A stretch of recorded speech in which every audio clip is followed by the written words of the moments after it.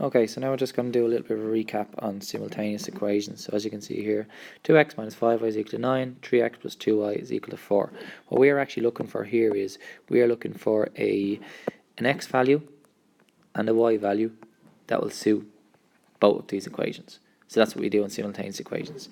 So what we normally try and do is we try and cancel out either the x's or the y's. And in this case here, I'm going to try and cancel out the y's.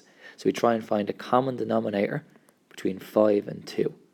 Or, what I've actually, I think I told most of my class that would have been with me for these ones, is do the opposite, multiply by the opposite y values.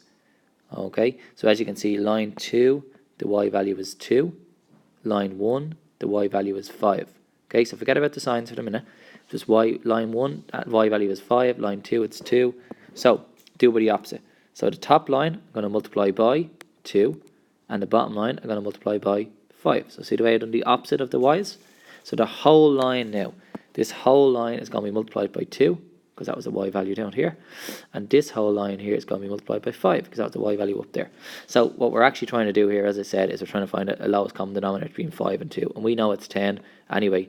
So between, what do I have to multiply 5 by to get 10? 2 by to get 5, but a little rule of thumb is just to do the opposite y values. So let's multiply it all out and see what we get. Top line then becomes 4x minus 10y is equal to 18. The bottom line becomes 15x plus 10y is equal to 20. So I'm going to put a line underneath that. So as you can see here, we have now got our y's to be the same number, and that's what we're looking for. Now already one's a plus, one's a minus, so I don't have to do anything with the signs.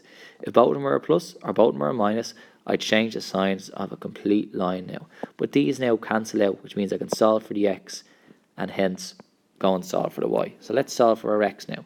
So both of them are pluses, 4x and 15x, so that becomes 19x. The two y's cancel out, they're gone.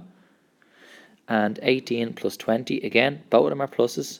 So 18 plus 20 is 38. So now if 19x is equal to 38, so to find what x is, 19 times some number is 38. So the opposite of multiplied is divide. So 38 divided by 19. So I get x is equal to 2. Now I've found my x value, I have to try and go and find my y value. So write down, I can actually, believe it or not, write down any one of them 4 lines. Any one of them, and sub in my x value to try and find a y.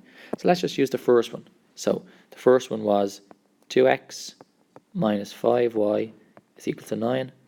So now I know x is 2, so 2 times 2 minus 5y is equal to 9. And 2 times 2 is 4.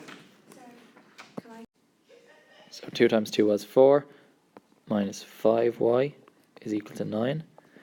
Now I want to bring all my numbers over to the right hand side. So minus 5y is equal to 9. The 4 comes over and becomes a minus 4. Now let's do minus 5y is equal to 5. How do I get what y is? 5 divided by minus 5. So y is minus 1. And that's us finished there.